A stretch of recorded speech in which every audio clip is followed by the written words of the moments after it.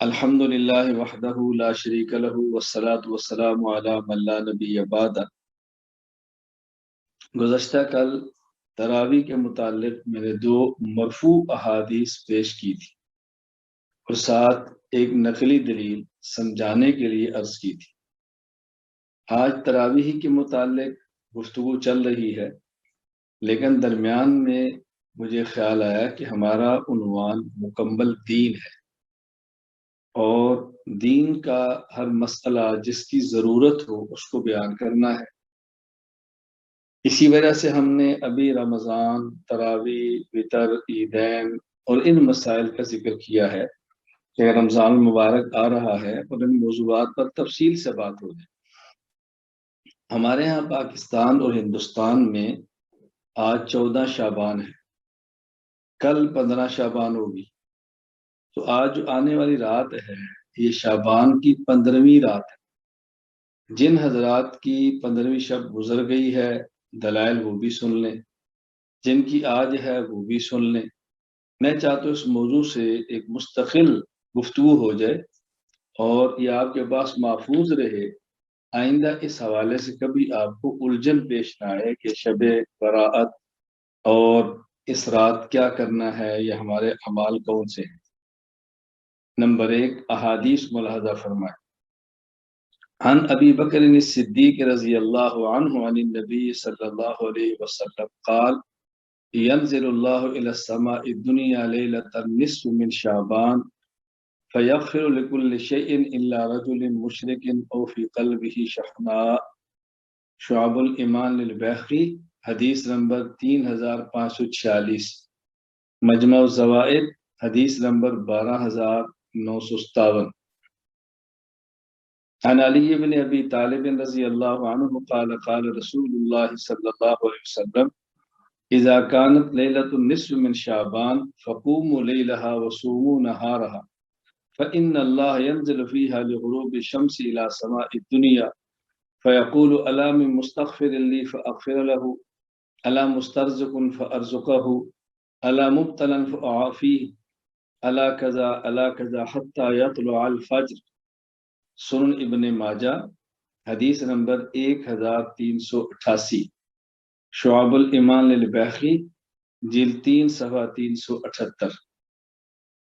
عن العلاء بن الحارث ان عائشة رضی اللہ تعالی عنہ قالت قام رسول اللہ صلی اللہ علیہ وسلم من اللیل یصلی فاطال السجود حتى ظننت انه قد قبض فلما رأيت ذلك قمت حتى حركت إبهامه فتحرك فرجعت فلما رفع رأسه من السجود ففرغ من صلاته قال يا عائشة أو قال يا حميرة ظننت أن النبي خاصبك؟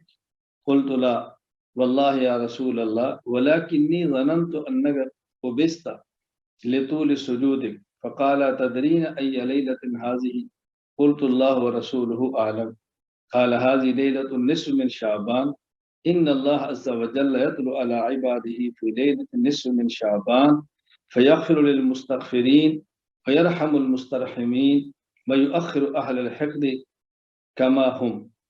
شعب الایمان البیہقی، حدیث نمبر 3554، جامع الاحادیث للسیوطی، حدیث نمبر 7265، کنز الامال، حدیث نمبر 7450۔ عن عبد الله بن عمرو ان رسول الله صلى الله عليه وسلم قال يطلع الله عز وجل الى خلقه ليلة النصف من شعبان فيغفر لعباده الا الاثنين مشاحن وقاتل النفس، مسند احمد، جلد 11 صفحہ 216، حدیث نمبر 6642۔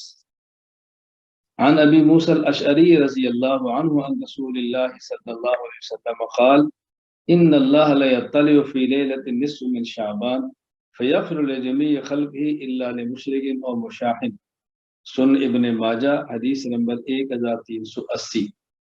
عن ابن عمر بن الخطاب رضی اللہ عنہما قال 5 ليال لا يرد فيهن الدعاء، ليلة الجمعة، اول ليلة من رجب، وليلة النصف من شعبان، وليلة العيد۔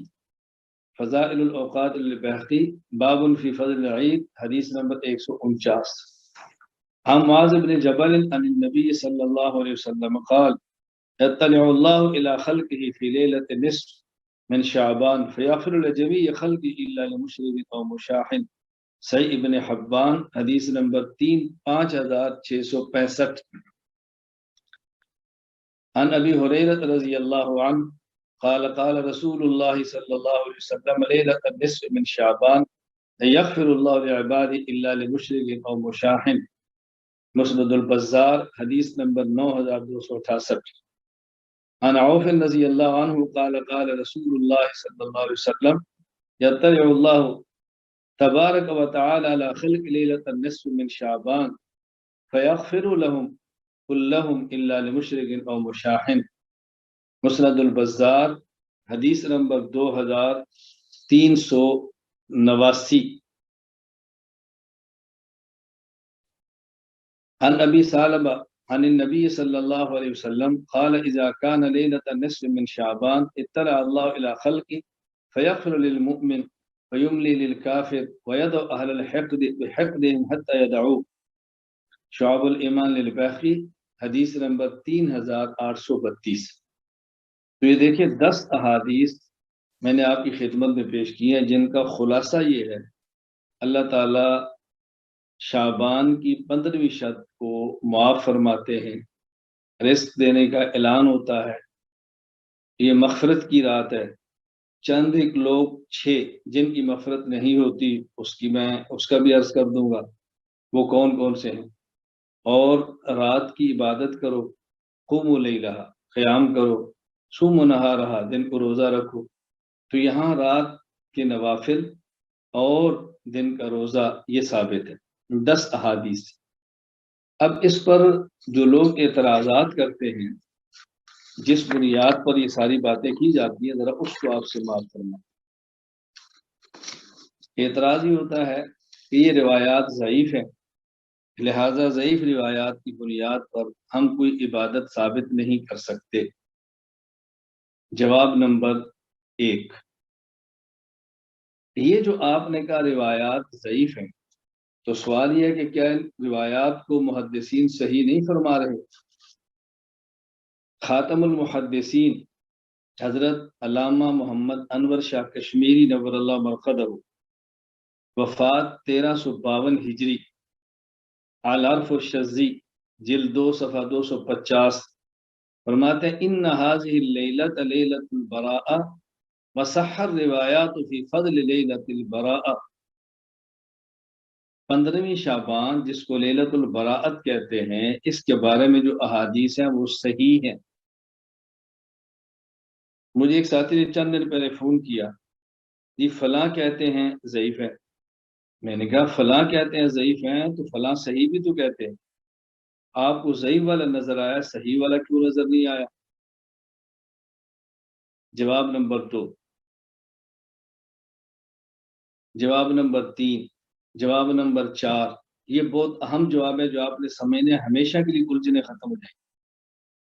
یہ جو حضرات کہتے ہیں کہ حدیث ضعیف ہے تو ان کو یہ بات سمجھانی چاہیے کہ حدیث صحیح اور ضعیف کب ہوتی ہے. ہمارے ایک بات معروف ہے کہ اگر سند میں ایک راوی کمزور آ گیا حدیث ضعیف ہوگی، اب اس پر عمل ہو ہی نہیں سکتا. بھائی اگر سند میں ضعف ہو تو دیکھا جائے گا کہ حدیث کے صحیح ہونے کی اور وجہ بھی ہے. ہم کہتے ہیں کہ یہ حدیث صحیح ہے، صحیح ہونے کی وجہ ایک اصول اور آپ ضابطہ یاد فرما لیں کہ جب کسی حدیث سے کوئی مجتہد یا کوئی محدث استدلال کرے تو یہ اس بات کی دلیل ہے کہ وہ حدیث اس مجتہد اور محدث کے ہاں صحیح ہے.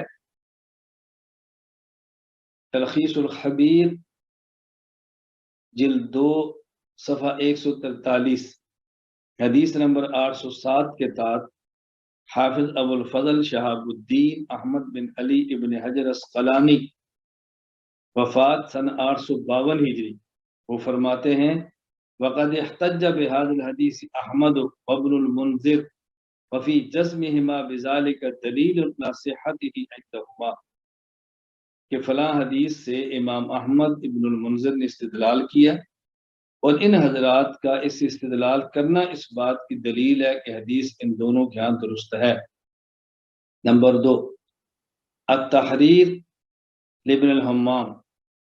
ابن الحمام رحمہ اللہ فرماتے ہیں، ابن الحمام کون ہے؟ علامہ کمال الدین محمد بن عبد الواحد بن عبد الحمید سکندری، محقق مطلق، وفات سن 861 ہجری۔ المجتہد اذا استدل بحدیث کانت صحیحا لہ، مجتہد جب کسی حدیث سے استدلال کرے اس کا معنی کہ حدیث مجتہد کے ہاں صحیح ہے۔ نمبر 3، التعلیق علی شروط الائمۃ الخمسہ للحازمی۔ علامہ کوثری، شیخ الاسلام علامہ زاہد بن حسن الکوثری نور اللہ مرقدہ، وفات 1371 ہجری۔ آپ فرماتے ہیں معلوم ان استدلال المجتہد بحدیث تصحیح لہ، مجتہد کسی حدیث سے استدلال کرے اس بات کی دلیل ہے کہ مجتہد کیا یہ حدیث صحیح ہے۔ قواعد فی علوم الحدیث صفحہ 58۔ محدث فقیہ شیخ الاسلام علامہ ظفر احمد عثمانی، وفات 1394 ہجری۔ فی جزم کل مجتہد بحدیث دلیل علی صحتہ عندہ، کسی مجتہد کے ہاں کسی حدیث سے استدلال کرنا اس بات کی دلیل ہے کہ وہ حدیث اس مجتہد کے ہاں صحیح ہے۔ غیر مقلد عالم زبیر العزی، جو ان کے ہاں بہت بڑے محقق شمار ہوتے ہیں، تعداد رکعات قیام رمضان صفحہ 23 میں لکھتے ہیں، ضیاء مقدسی نے المختارہ میں یہ اثر لا کر اپنے نزدیک اس کا صحیح ہونا ثابت کر دیا ہے۔ تو کسی حدیث سے محدث یا مجتہد کا استدلال کرنے اس بات کی دلیل ہے کہ وہ حدیث اس کے ہاں صحیح ہے۔ یہ جو ہم نے روایات پیش کی ہیں، حضرت امام شافعی رحمہ اللہ کتنے بڑے مجتہد ہیں۔ امام محمد بن ادریس الشافعی، وفات 204 ہجری۔ کتاب الام للشافعی جلد 1 صفحہ 231۔ العبادۃ لیلۃ العیدین اور اثر الکبریٰ للبہقی جلد 3 صفحہ 319۔ امام شافعی فرماتے ہیں، وبلغنا انه كان يقال ان الدعاء يستجاب في 5 ليال في ليلة الجمعة وليلة الأضحى وليلة الفطر وأول ليلة من رجب وليلة النصف من شعبان۔ آگے سنیے، وأنا أستحب كل ما حقيت في هذه الليالي من غير أن يكون فرضا۔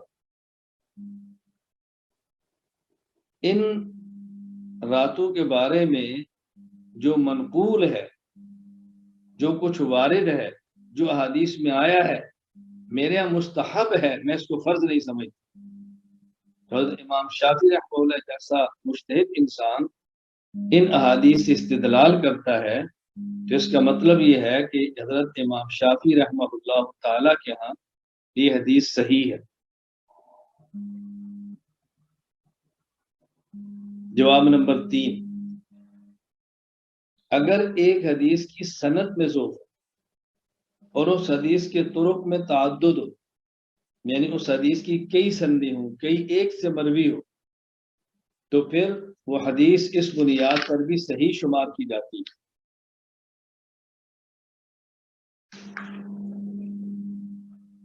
حدیث سند کے اعتبار سے ضعف ہو لیکن اس حدیث کے تعدد میں، اس کے طرق میں تعدد ہو، یعنی کئی ایک اس کی سندیں آ جائیں، تو تعدد طرق کی بنیاد پر اس حدیث کو صحیح کہا جاتا ہے۔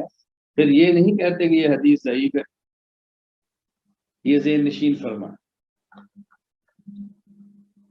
فتح القدیر جلد 1 صفحہ 172۔ علامہ کمال الدین محمد بن عبد الواحد عبد الحمید سکندری، وفات سن 861 ہجری۔ فہذی عدت احادیث لو كانت ضعیفۃ حسن المتن فکیف ومنها لا ينزل الحسن۔ تدریب الراوی النوع الثانی الحسن صفحہ 160 علامہ جلال الدین عبد الرحمن بن ابو بکر السیوطی وفات 911 ہجری فرماتے ہیں ولا یضع فی الاحتجاج بحدیث له طریقان لم انفرد كل منهما لم يكن حجة كما في المرسل اذا ورد من وجه آخر مستند او وافقه مرسل آخر بشرط كما سيجي الميزان الكبرى للشعراني جلد 1 صفحہ 68 شیخ امام ابو المواہب عبد الوہاب بن احمد بن علی الشعرانی الشافعی وفات 973 ہجری وہ فرماتے ہیں وقد احتج جمہور المحدثین بالحدیث اذا کثرت طرقه والحقوه بالصحیح تارة او الحسن اخرى اگر ایک حدیث کے طرق میں تعدد ہو تو اس کا ذوف ختم ہو جاتا ہے۔ دیکھیں جو روایات میں نے آپ کی خدمت میں پیش کی ہے، نمبر 1 حضرت ابو بکر صدیق، نمبر 2 حضرت علی المرتضی، نمبر 3 حضرت عائشہ رضی اللہ تعالی عنہ، نمبر 4 عبداللہ بن عمر رضی اللہ عنہ، نمبر 5 ابو موسیٰ اشعری رضی اللہ عنہ، نمبر 6 حضرت عبداللہ بن عمر رضی اللہ عنہ، نمبر 7 حضرت معاذ بن جبل رضی اللہ عنہ، نمبر 8 حضرت ابو ہریرہ رضی اللہ عنہ، نمبر 9 حضرت عوف بن مالک رضی اللہ عنہ، نمبر 10 حضرت ابو سالبہ رضی اللہ عنہ۔ تو 10 صحابہ کرام رضی اللہ عنہ مجمعین سے یہ روایت مروی ہے، ایک سے بھی نہیں۔ تو جب تعدد طرق کے اندر آ گیا تو حدیث ضعیف نہ رہی بلکہ حدیث ضعیف ہو صحیح ہوگی۔ جواب نمبر 4، جب ایک حدیث کی سند کے اندر اگر ضعف بھی ہو لیکن اس حدیث کے متن کو، یعنی اس حدیث کا جو مفہوم ہے، اس حدیث کا جو مطلب ہے، اس حدیث میں جو کچھ بیان کیا جا رہا ہے، اگر اس کو امت قبول کر لے، کبار علماء قبول کر لیں، اسے کہتے ہیں جب حدیث کو تلقی امت بالقبول حاصل ہو جائے وہ حدیث صحیح ہوتی ہے، حدیث ضعیف نہیں رہتی۔ تدریب الراوی صفحہ 29 علامہ جلال الدین عبد الرحمن بن ابو بکر السیوطی وفات 911 ہجری قال بعضهم يحكم للحديث بالصحة اذا تلقاه الناس بالقبول وان لم يكن له اسناد صحيح۔ نمبر 2 فیض الباری شرح البخاری جلد 3 صفحہ 409 کتاب الوصایا باب الوصیت لوارث سید علامہ محمد انور شاہ کشمیری وفات 1352 ہجری وذهب بعضهم الى ان الحديث اذا تأيد بالعمل ارتقى من حال الضعف الى مرتبة القبول قلت وهذا الاوجه عندي۔ تلقی امت بالقبول حاصل ہو جائے تو پھر حدیث ضعیف نہیں رہتی بلکہ حدیث صحیح ہو جاتی۔ اب آپ حضرات غور فرمائیں کہ تلقی امت اس کو حاصل ہے یا نہیں۔ امت کے کبار مشاہیر اور اکابرین نے اس کو قبول فرمایا ہے یا انہوں نے اس کو قبول نہیں فرمایا۔ میں چند ایک حوالہ جات پیش کرتا ہوں۔ جلیل القدر تابعی حضرت عطا بن یسار رحمہ اللہ وفات 103 ہجری، لطائف المعارف ابن رجب حنبلی صفحہ 151 ما من لیلۃ بعد لیلۃ القدر افضل من لیلۃ النصف من شعبان۔ نمبر 2 کتاب الام للشافعی امام محمد بن ادریس شافعی وبلغنا انه كان يقال ان الدعاء يستحب في 5 ليال في ليلة الجمعة وليلة الأضحى وليلة الفطر وأول ليلة من رجب وليلة النصف من شعبان وأنا أستحب كل ما حكيت في هذه الليالي من غير أن يكون فرضا۔ کتاب الام المدخل ابن الحاج جلد 1 صفحہ 299 امام ابو عبداللہ محمد بن محمد الفاسی معروف ابن الحاج المالکی، وفات 737 ہجری۔ وبالجملة فهذه الليلة وإن لم تكن ليلة القدر فلها فضل عظيم، وإن لم تكن ليلة القدر فلها فضل عظيم وخير جسيم، وكان السلف رضي الله عنهم يعظمونها ويشمرون لها قبل إتيانها، فما تأتيهم إلا وهم متأهبون للقائها والقيام بحرمتها۔ سلف اس کی تعظیم کرتے تھے۔ مکان السلف رضی اللہ عنہم یعظمونها، خود کو سلفی کہنے والا اگر تعظیم نہ کرے اس کا کیا علاج؟ جب سلف تعظیم کرتے ہیں تو خود کو سلفی کہنے والے کو تو تعظیم کرنی چاہیے۔ لطائف المعارف ابن رجب حنبلی صفحہ 151، علامہ زین الدین عبد الرحمن بن احمد بن بغدادی الدمشقی، وفات 795 ہجری۔ لیلۃ النصف من شعبان كان التابعون من أهل الشام كخالد بن معدان ومكحول ولقمان بن عامر وغيرهم يعظمونها ويجتهدون فيها في العبادة، وعنهم أخذ الناس فضلها وتعظيمها۔ البحر الرائق لابن نجیم، جلد 256، علامہ زین الدین بن ابراہیم بن محمد المعروف ابن نجیم الحنفی، وفات 970 ہجری۔ ومن المندوبات احیاء لیال العشر من رمضان ولیلۃ العیدین ولیالی عشر ذی الحجہ ولیلۃ النصف من شعبان كما وردت بالاحادیث وذکرها فی الترغیب والترہیب مفصلا۔ اتنا بڑا شخص ہے اور اس کی فضیلت کا اعتراف کر رہا ہے، فضیلت کا اقرار کر رہا ہے۔ کتنے بڑے بڑے لوگ اس رات کی فضیلت کو مانتے ہیں۔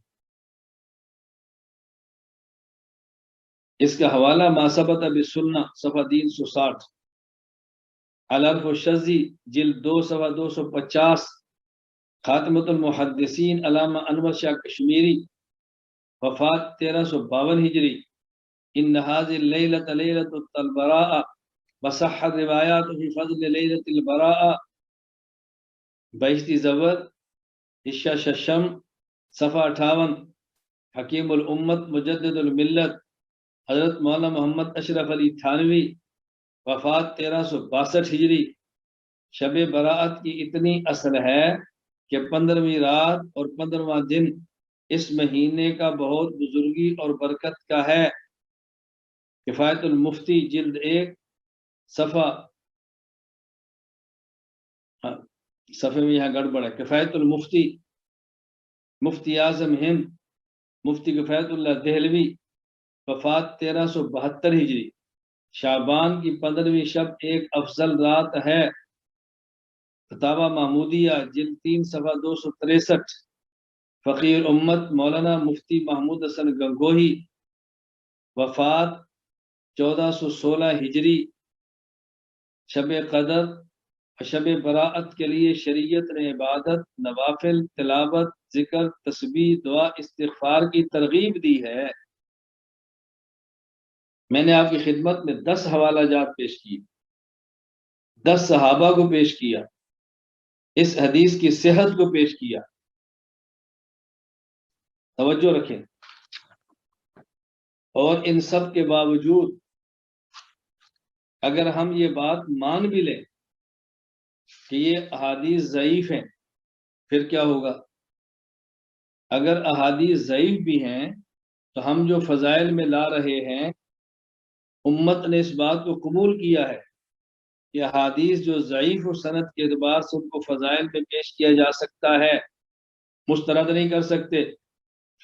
مجموع الفتاوی جلد 8 صفحہ 6، علامہ تقی الدین ابو العباس احمد بن عبد الحلیم بن عبد السلام ابن تیمیہ، وفات 728 ہجری۔ حضرت امام احمد بن حنبل، وفات 241 ہجری کے حوالہ سے فرماتے ہیں، امام احمد بن حنبل فرماتے، اذا جاء الحلال والحرام شددنا فی الاسانید وإذا جاء الترغيب والترهيب تساهلنا في الأسانيد وكذلك ما عليه العلماء من العمل بالحديث الضعيف في فضائل الأعمال. حلال حرام کا مسئلہ ہو تو بہت سختی ہوتی ہے، اور جب ترغیب ترہیب کا مسئلہ ہو تو پھر تساہل ہوتا ہے، پھر برداشت کیا جاتا ہے۔ المستدرک علی الصحیحین للحاکم جلد 1 صفحہ 490، امام ابو سعید عبد الرحمن بن مہدی البصری، وفات 298 ہجری۔ امام ابو عبداللہ محمد بن عبداللہ بن محمد الحق نیشاپوری، وفات سن 405 ہجری۔ امام عبد الرحمن بن مہدی کے حوالے سے لکھتے ہیں اذا روینا عن النبی صلی اللہ علیہ وسلم فی الحلال والحرام والاحکام شددنا فی الاسانید وانتقدنا الرجال، واذا روینا فی فضائل الاعمال والثواب والعقاب والمباحات والدعوات تساہلنا فی الاسانید۔ الکفایہ فی علم الروایہ صفحہ 213، امام ابو بکر احمد بن علی بن ثابت بن احمد خطیب بغدادی، وفات 463 ہجری۔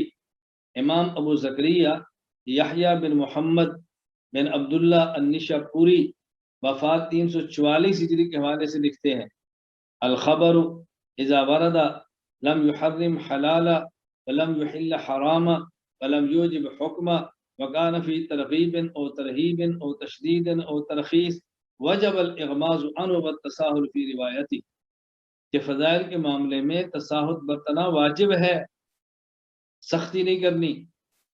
کتاب الاذکار جلد 8، کتاب الاذکار صفحہ 8، امام علامہ محی الدین ابو زکریہ یحییٰ بن شرف النووی، وفات 676 ہجری۔ قال العلماء من المحدثین والفقہاء وغیرهم، قال العلماء من المحدثین والفقهاء وغيرهم يجوز ويستحب العمل في الفضائل والترغيب والترهيب بالحديث الضعيف ما لم يكن موضوعا، واما الاحكام كالحلال والحرام والبيع والنكاح والطلاق وغير ذلك فلا يعمل فيها الا بالحديث الصحيح او الحسن، الا ان يكون في احتياط في شيء من ذلك، كما اذا ورد حديث ضعيف بكراهة بعض البيوع او الانكحة فإن المستحب ان يتنزه عنه ولكن لا يجب۔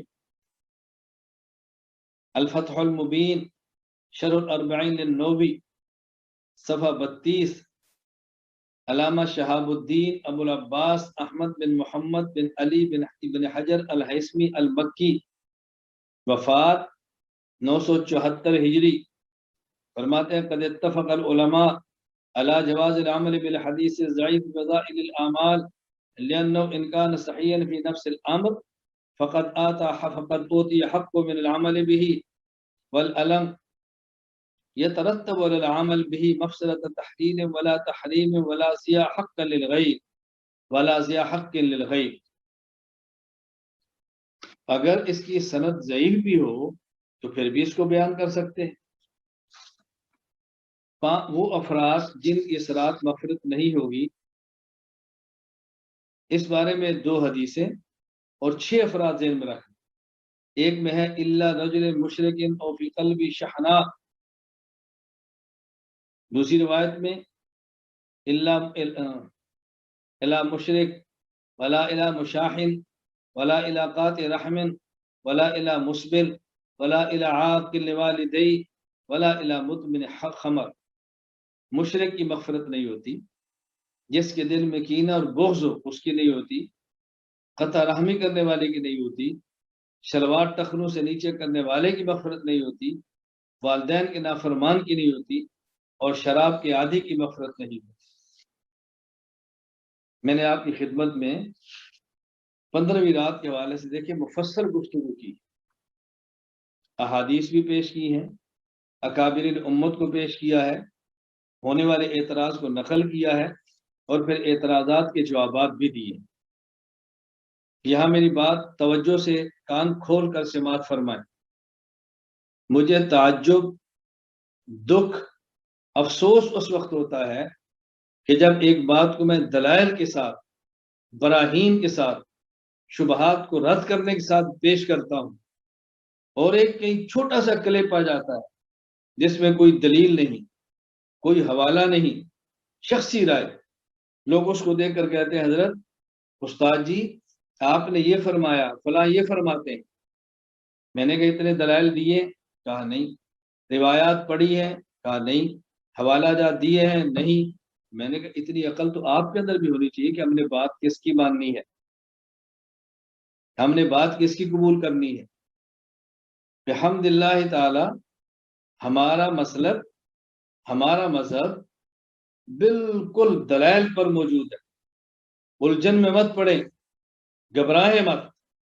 میں گزارش کرتا ہوں رجوع آپ نے کرنا ہے، رابطہ آپ نے کرنا ہے، مطمئن ہم نے کرنا ہے. آپ گھبرائیں مت.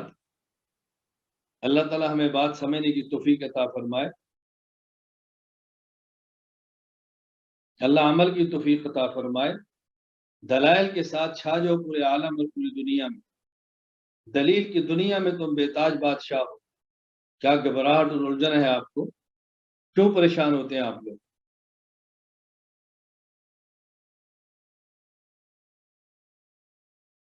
تراویح کے حوالے سے بات چل رہی ہے، اسی پر بات کرتے ہیں. گزشتہ کل میں نے آپ کی خدمت میں دو حدیثیں مرفوع پیش کی، رسول اکرم صلی اللہ علیہ وسلم کو مبارک عمل پیش کیا. آج احادیث موقوفہ یعنی صحابہ کرام، حضرت عمر کا دور، حضرت عثمان کا دور، حضرت علی کا دور، وہ دیکھتے ہیں. مسند احمد بن بنی بحوالہ اتحاف الخیرت المہرہ للبوصیری، جلد 2 صفحہ 424. باب فی قیام رمضان وما روی فی عدد رکعاته. ان ابی بن کعب ان عمر بن الخطاب امر ابی بن کعب ان یصلی باللیل فی رمضان. حضرت عمر نے ابی بن کعب کو حکم دیا کہ لوگوں کو رمضان کی راتوں میں جماعت کراؤ. قال ان الناس يصومون النهار لا يحسنون ان يقرؤوا فلو قرأت القرآن عليهم باللیل. فرمایا دن کو روزہ رکھتے ہیں، بہت سے لوگ اچھی طرح قرآن کریم کی تلاوت نہیں کر سکتے، تو میں چاہتا ہوں کہ تم رات کو تراویح کے اندر ان کو قرآن اچھی طرح سنا. ابی بن کعب نے کہا یا امیر المومنین ھذا شیء لم یکن. قرآن کریم مکمل تراویح میں پڑھنا پہلے تو یہ نہیں تھا. فقال قد علمت ولكن احسن. اور میں سمجھتا ہوں لیکن یہ بہتر ہے کہ لوگ قرآن کریم سن لیں. فصلی بہم 20 رکعہ.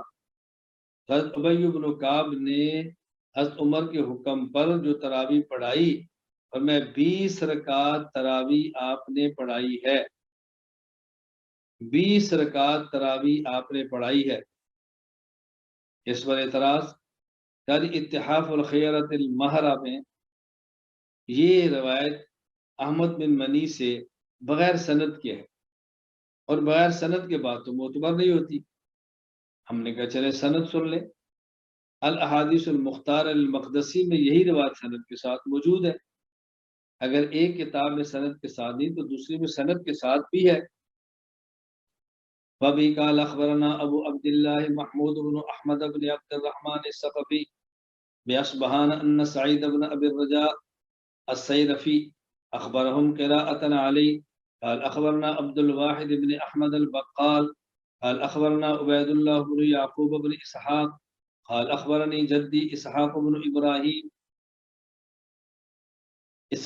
ابراهيم بن محمد بن جميل قال اخبرنا احمد بن مني قال اخبرنا حسن بن موسى قال حدثنا ابو جعفر الرازي عن النبي بن انس عن ابي العالية عن ابي بن كعب رضي الله عنه وعنهم ان عمر امر ابي ان يصلي بالناس في رمضان. الاحاديث المختارة للمقدسی، جلد 3 صفحہ 367، حدیث نمبر 1161. اور دوسری بات، جن کو آپ بڑا مانتے ہیں ذرا ان کو سن لیں. مجموعہ فتاوی ابن تیمیہ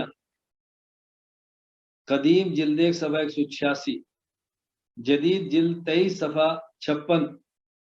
علامہ ابن تیمیہ فرماتے ہیں قد ثبت ان ابی بن کعب کان یقوم بالناس 20 رکعہ ویوتر بثلاث فرآ اکثر من العلماء ان ذلك هو السنہ لانه قام بین المہاجرین والانصار فلم ينکره منکر۔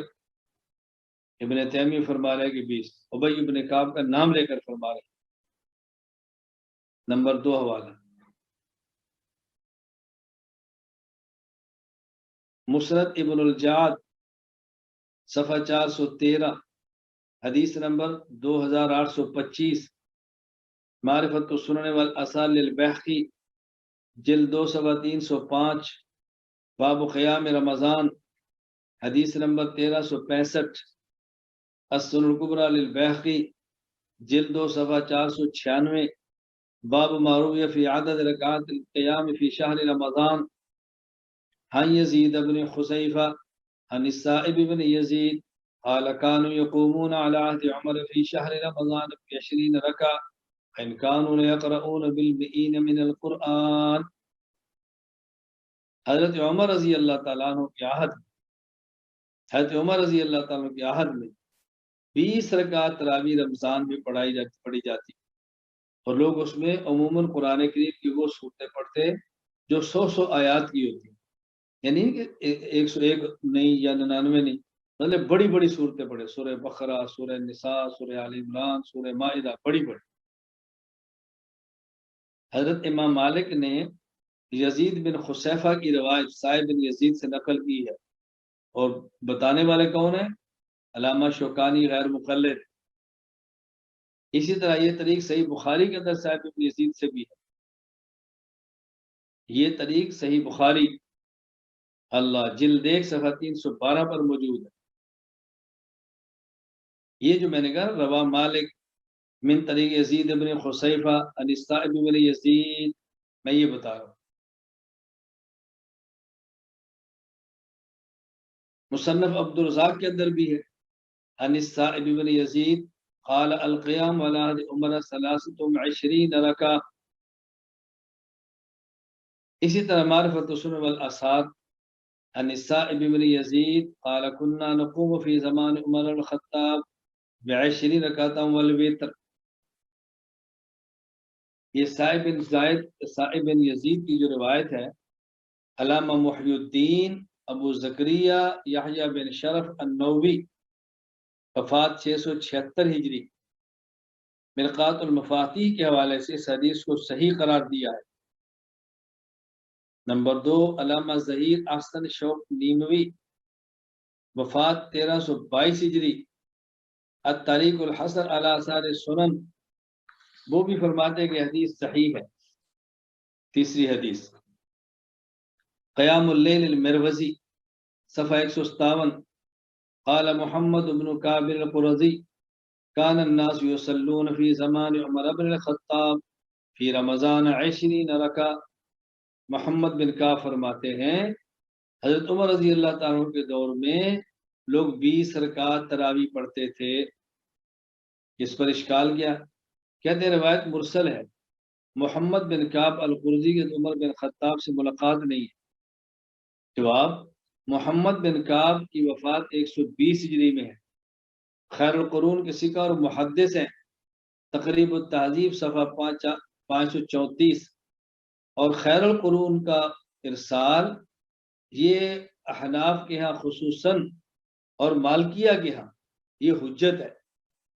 چوتھی حدیث عن یزید بن رومان انه قال كان الناس يقومون في زمان عمر بن الخطاب في رمضان ب23 رکعہ، موطا امام مالک صفحہ 98۔ یزید بن رومان کہتے ہیں کہ صحابہ اور تابعین عمر رضی اللہ کے زمانے میں 23 رکعتیں پڑھتے، یعنی 20 تراویح اور 3 وتر۔ اس پر بھی شبہ، کہتے ہیں یزید بن رومان نے عمر کا زمانہ نہیں پایا، اس لیے سند منقطع ہے۔ جواب، دیکھیں یہ حدیث موطا امام مالک میں ہے، اور موطا امام مالک کے بارے میں محدثین کی رائے کیا ہے؟ قال شافعی اصح الکتب بعد کتاب اللہ موطا مالک، واتفق اہل الحدیث علی ان جمیع ما فیہ صحیح علی رائے مالک ومن وافقہ۔ کہ جو روایات موطا امام مالک میں ہیں امام مالک رحمہ اللہ کیا صحیح ہے، اور جو امام صاحب کو موافق ہے وہ بھی یہی بات فرماتے ہیں. وہ لوگ مرسل کو صحیح سمجھتے ہیں، مقبول مانتے ہیں، اور جو ان کے موافق نہیں. وَأَمَّا عَلَى رَأْيِ غَيْرِهِ فَلَيْسَ بِهِ مُرْسَلٌ وَلَا مُنْقَطِعٌ إِلَّا قَدِ اتصل السند بِهِ مِنْ طَرِيقٍ أُخْرَى. اور اگر کوئی روایت ایسی ہے جو موطا میں ہے اور مرسل ہے تو اس کی سند کسی اور طریق سے ضرور ہوگی. فَلَا جَرْمَ أَنَّهَا صَحِيحَةٌ مِنْ هَذَا الْوَجْهِ فَقَدْ صُنِّفَ فِي زَمَانِ مالک موطأۃ کثیرہ فی تخریج احادیث ووصل منقطعہ. مثل کتاب آگے ایک اور بات کی. دوسرا جواب، یزید بن رومان کی وفات 130 ہجری میں، تقریب التہذیب صفحہ 632. اور جمہور محدثین کے ہاں جو خیر القرون کا ارسال انقطاع ہے یہ مضر صحت نہیں. شیخ الاسلام علامہ ظفر عثمانی رحمہ اللہ نے قواعد کی علوم الحدیث کے اندر یہ بات نقل فرمائی. تیسرا جواب، حافظ ابو الفضل شہاب الدین احمد بن علی ابن حجر اسقلانی وفات 852 ہجری، وہ فرماتے ہیں وقال الشافعی رحمہ اللہ تعالی یقبل ان اعتزد بمجیئہ من وجہ آخر یباین الطریق الاولی مسندا او مرسلا. نزہۃ النظر فی توضیح نخبۃ الفکر جلد صفحہ 101. امام شافعی فرماتے ہیں کہ مرسل کی تائید جب کسی دوسرے طریق سے ہو جائے جو طریق اول کے مباین ہی کیوں نہ ہو تو یہ مرسل مقبول ہوتی ہے. اور یزید بن رومان کی حدیث تو کئی ایک مراسیل سے تائید ہوتی ہے. پانچویں حدیث، ان یحیی بن سعید ان عمر بن الخطاب رضی اللہ عنہ امر رجل یصلی بہم 20 رکعہ. مصنف ابن ابی شیبہ جلد 5 صفحہ 224. کتاب الصلاۃ باب کم یصلی فی رمضان میں رکعہ. یحییٰ بن سعید کہتے ہیں حضرت عمر رضی اللہ عنہ نے ایک شخص کو حکم دیا وہ لوگوں کو 20 رکعات پڑھائے. اس پر وہی اشکال ہے کہ یحییٰ بن سعید عمر کا زمانہ نہیں پایا، روایت منقطع ہے. اس کا جواب بھی وہی ہے، میں نے وضاحت ہم نے کر دی ہے کہ خیر القرون کا انقطاع یہ حجت ہے، مضر صحت نہیں. چھٹی حدیث، عبدالعزیز بن رفیع وہ فرماتے ہیں کان ابی بن کعب یصلی بالناس فی رمضان بالمدینہ 20 رکعۃ ویوتر بثلاث. مصنف ابن ابی شیبہ جلد 5 صفحہ 224.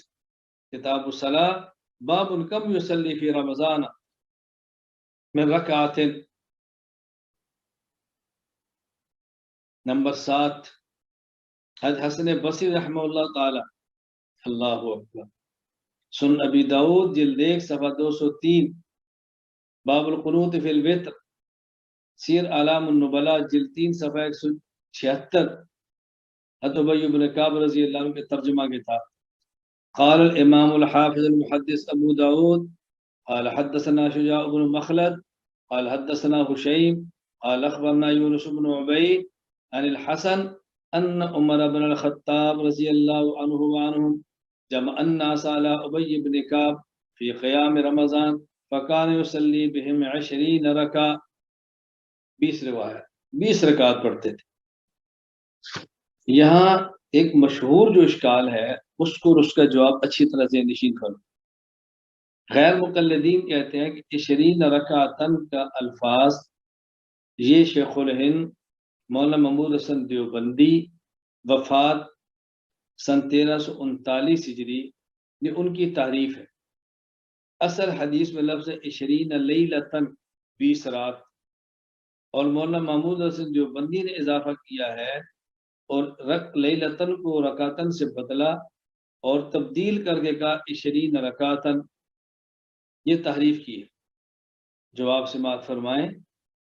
حضرت شیخ الہند مولانا محمود حسن دیوبندی نے نہیں، سیر اعلام النبلاء علامہ ذہبی نے سن ابی داؤد کے حوالے سے 20 رکعتن نقل فرمایا ہے.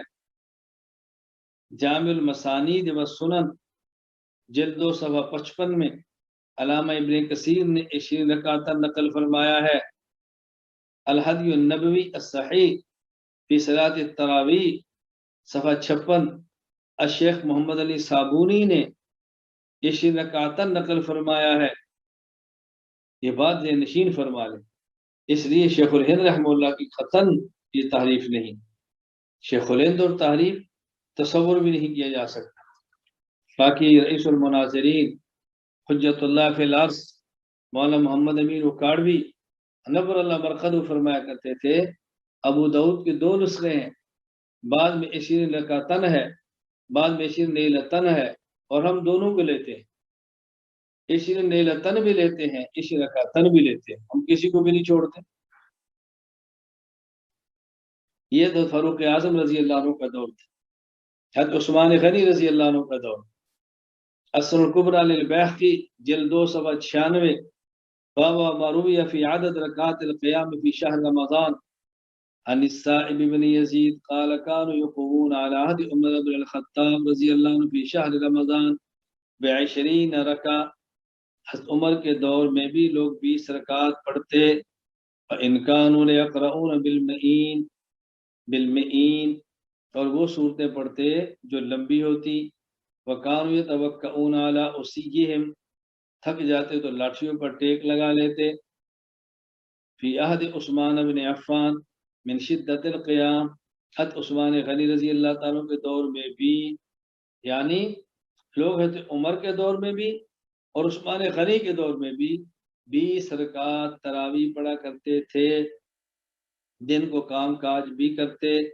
لمبی لمبی صورتیں بھی ہوتی، تھک جاتے، لیکن تراویح 20 پڑھتے تھے، تھکاوٹ کی وجہ سے تراویح کم نہیں کرتے تھے۔ حضرت علی المرتضیٰ رضی اللہ عنہ کا دور، مسند الامام زید صفحہ 159، روى الامام الحافظ المحدث زید بن علی الحاشمی فی مسندی عن ابیہ عن جدہ عن علی رضی اللہ عنہ انه امر الذي يصلي بالناس صلاة القيام في شهر رمضان ان يصلي بهم 20 ركعة يسلم في كل ركعتين ويرابح ما بين كل 4 ركعات فيرجوز الحاجة ويتوضأ الرجل وإن يوتر بهم من آخر الليل حين الانصراف۔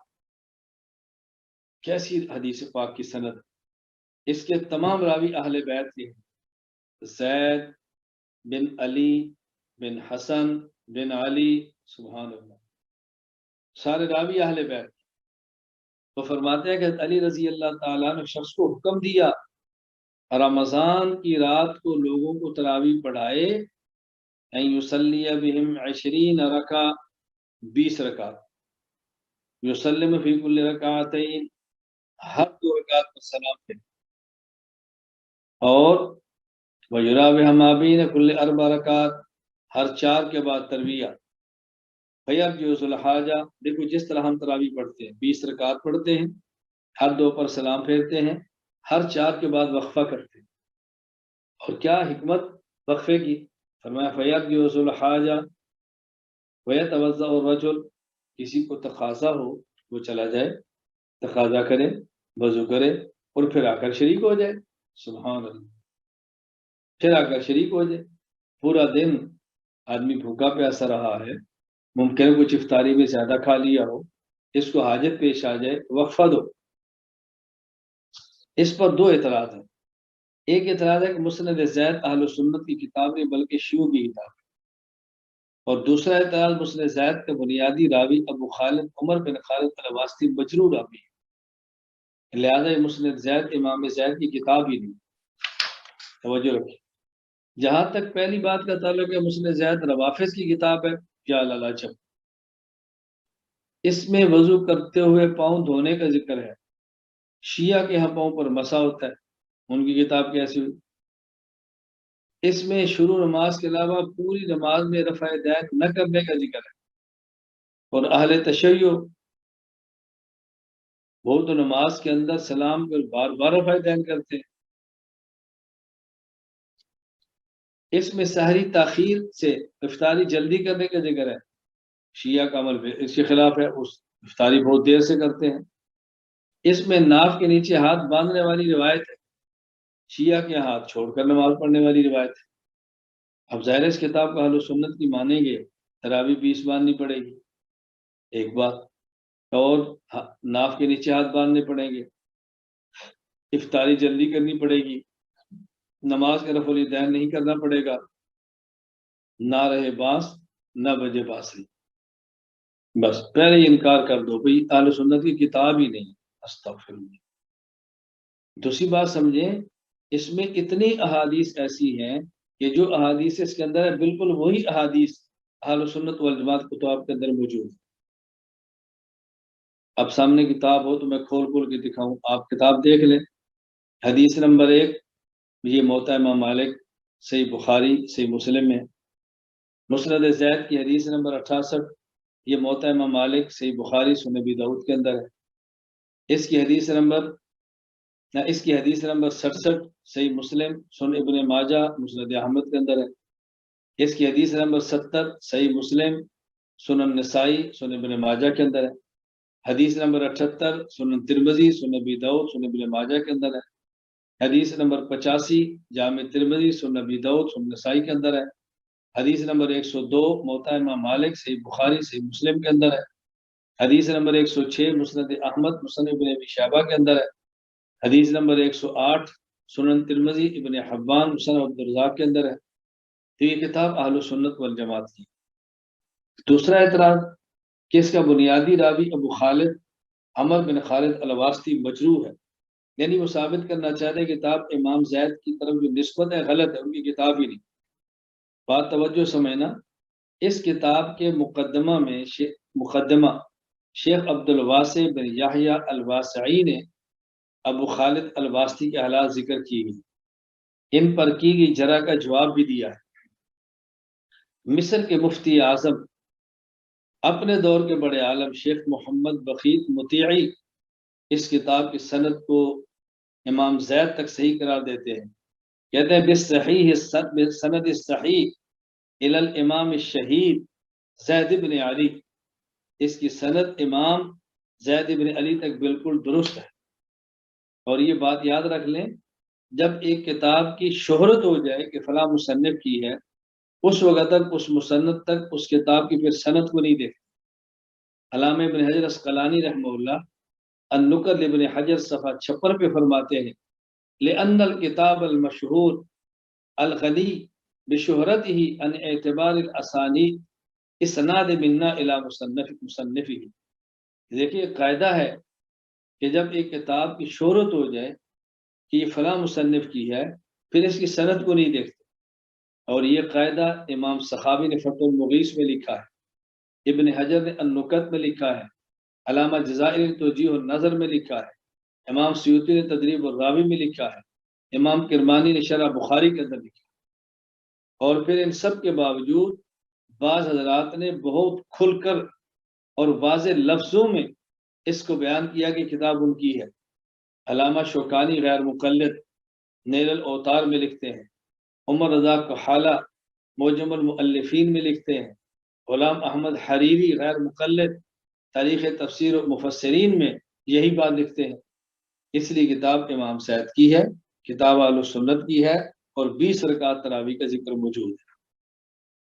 دوسری حدیث السنن الکبریٰ للبیہقی جلد 2 صفحہ 496، ابو عبد الرحمن السلمی حضرت علی رضی اللہ تعالیٰ عنہ سے یوں نقل کرتے ہیں، حضرت علی کی بات کے بارے فرماتے ہیں، ان علی قال دعا القراء فی رمضان، حضرت علی نے قراء کو بلایا، وَمَرَ مِنْهُمْ رَجُلٌ يُصَلِّي بِالنَّاسِ 20 رکعہ، اور فرمایا کہ لوگوں کو 20 رکعت تراویح پڑھانا، وَكَانَ عَلِيٌّ يُوتِرُ بِهِمْ، اور وطر علی رضی اللہ تعالیٰ خود پڑھایا کرتے تھے۔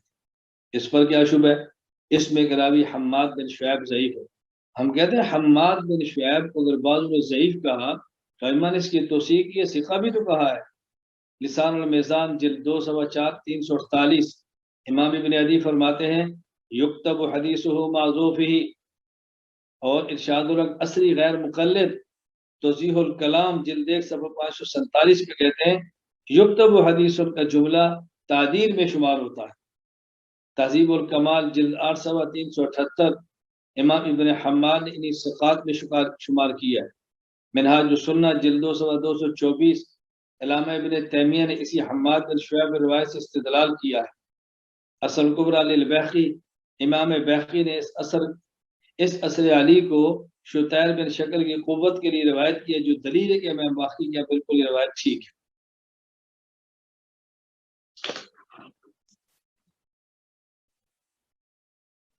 اور دوسری بات سمجھیں، یہی حماد بن شعیب کے علاوہ یہ روایت وہ ہے کہ جن کو دیگر روایات سے تائید حاصل ہو رہی ہے، تو جب تائید حاصل ہوگی پھر کیا اشکال آئے گا؟ ہم یہ بات پہلے سمجھا چکے ہیں، حضرت حسن والی روایت، ابو الحسنہ والی روایت، اگر اس میں ذوق آ بھی جائے، باقی روایات سے اس کو تائید مل جائے تو پھر بھی الجھن نہیں رہتی۔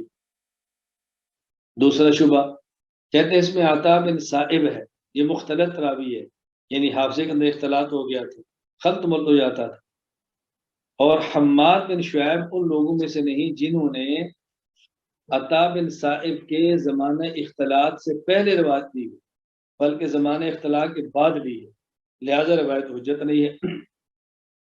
جو آپ نشین فرمائیں، ہم کہتے ہیں عطا بن صائب اگرچہ عمر کے آخری دور میں مختلط ہو گئے، خلط ملط ہو جاتا تھا، لیکن ایسا نہیں تھا کہ جس کی وجہ سے احادیث کو ضعیف قرار دیا جائے۔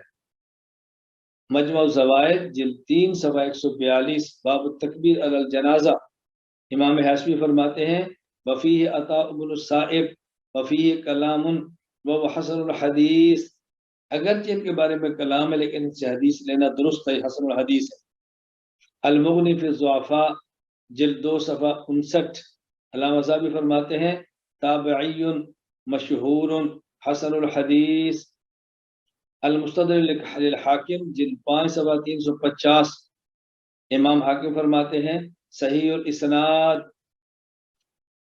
تہذیب التہذیب جلد 4 صفحہ 493، حافظ ابن حجر اسقلانی فرماتے ہیں وَكَانَ اخْتَلَطَ بِآخِرِهِ وَلَمْ يَفْحَشْ حَتَّى يَسْتَحِقَّ أَن يَعْتَدِلَ بِهِ عَن مَسْلَكِ الْعُدُولِ، خلط تھا لیکن ایسا نہیں تھا کہ جس کی بنیاد پر ان کی روایات کو قبول نہ کیا جائے، ایسا نہیں تھا۔ مقدمہ مسلم، امام مسلم نے عطا بن صائب کو مقدمہ مسلم میں قابل اعتماد اور طبقہ ثانیہ کا راوی قرار دیا ہے، اس لیے الجھن کی بات نہیں۔ اور پھر ایک بات جو ہم پہلے کہہ چکے ہیں کہ اس کی تائید دیگر احادیث سے ہو رہی ہے، لہٰذا یہ بات قابل قبول ہے، کوئی الجھن کی بات نہیں ہے۔ تیسرا جواب، اس روایت کے متن کو تلقی امت بالقبول ہے، تلقی امت بالقبول آ جائے تو روایت قابل قبول ہوتی ہے۔ حضرت علی کے دور کی تیسری روایت، حضرت ابو الحسنہ فرماتے ہیں ان علی ابی قال حدثنا وکی عن حسن بن صالح عن عمرو بن قیس عن ابی الحسنہ ان علی امر رجل یصلی بهم فی رمضان 20 رکعہ، مسند ابن ابی شیبہ جلد 2 صفحہ 223، کتاب الصلاۃ باب کم یصلی فی رمضان من رکعہ، اصل الکبریٰ للبیہقی جلد 2 صفحہ 497۔ ابو الحسنہ کہتے علی نے حکم دیا کہ آدمی کو رمضان میں لوگوں کو 20 رکعت پڑھاؤ۔ اس پر خیر مخلدین کا وہی شبہ کہ ابو الحسنہ مجہول ہے لہذا روایت ضعیف ہے۔ ہم کہتے ہیں پہلے جواب سمجھو، احناف کے ہاں خیر القرون کے دور کی جہالت بھی ہو، تدلیس بھی ہو، ارسال بھی ہو تو چرا نہیں، اور شوافے کے ہاں اگر کسی اور سے مطابق مل جائے تو جرا ختم ہو جاتی ہے۔ اس روایت میں علی رضی اللہ عنہ سے 20 رکعت کی تراویح کرنے میں، روایت نقل کرنے میں ابو الحسنہ اکیلے نہیں، سیدنا امام حسین بھی ہے، ابو عبد الرحمن السلمی بھی ہے، لہذا کوئی جرا نہ رہی۔ دوسری بات، ابو الحسنہ سے 2 راوی روایت نقل کرتے ہیں، عمرو بن قیس، نمبر 2 ابو سعید البقال، مسند ابن ابی شیبہ میں عمرو بن قیس ہے، اور اصل الکبریٰ للبیہقی میں ابو سعید بقال ہے، اور یہ دونوں ثقہ اور صدوق ہیں۔ تقریب التہذیب کھولیے، دونوں ثقہ ہے، جب دونوں ثقہ پھر کیا اشکال؟ اور حافظ ابن حجر تقریب التہذیب فرماتے ہیں من روى عنه اکثر من واحد ولم یوصف الیہ الاشارۃ بلفظ مستور او مجہول الحال، اگر ایسے راوی سے ایک سے زائد راوی روایت نقل کر لے، کسی شخص سے ایک سے زائد راوی روایت نقل کر لیں تو اس کو مجہول العین نہیں کہتے، زیادہ زیادہ مستور کیا لیں گے، یا زیادہ زیادہ مجہول الحال کیا لیں گے، اس کے حالات سامنے نہیں ہیں۔ مجہول العین کا راوی کا نہیں پتہ کون ہے، مجہول الحال کا معنی کہ اس کے حالات کا نہیں پتہ، تو زیادہ مستور کہہ لیں گے یا مجہول الحال کہہ لیں گے۔ اور محدثین کا قاعدہ ہے کہ جب مستور کی مطابقت کوئی دوسرا راوی کر دے جو مرتبہ میں سے بہتر یا اس کے برابر ہو تو اس کی روایت حسن ہو جاتی ہے۔ نزہۃ النظر فی توضیح نخبۃ الفکر صفحہ 120، حافظ ابن حجر فرماتے ہیں فمتى توبع السيء الحفظ بمعتبر كان يكون فوقه او مثله لا دونه وكذلك المختلط الذي لا يتميز بل مستور والاسناد المرسل وكذا المدلس صار حديث حسنا لا لذاته بل وصفه باعتبار المجموع۔ اپنی ذات کے اعتبار سے حدیث میں ضعف ہوتا ہے لیکن مطابقت آ جانے کی وجہ سے اس کے اندر دیگر مجموع روایات کو دیکھ کر اس کا ذوق ختم ہو جاتا ہے۔ تو گزشتہ کل میں نے آپ کی خدمت میں 2 حدیثیں پیش کی، رسول اکرم صلی اللہ علیہ وسلم کا عمل مبارک، اور آج روایات پیش کی ہیں جس میں حضرت عمر کا دور، حضرت عثمان کا دور، حضرت علی کا دور، یہ 20 رکعت کا ہے۔ نبی کریم صلی اللہ علیہ وسلم نے فرمایا میں تمہارے درمیان نہیں رہوں گا، میں دنیا سے چلا جاؤں گا، میرے بعد جب مسئلے میں اختلاف ہو تو میری سنت اور خلفائے راشدین کی سنت کو دیکھ۔ مزید انشاءاللہ اس پر بات کل کریں گے۔ وآخر دعوانا الحمدللہ رب العالمین۔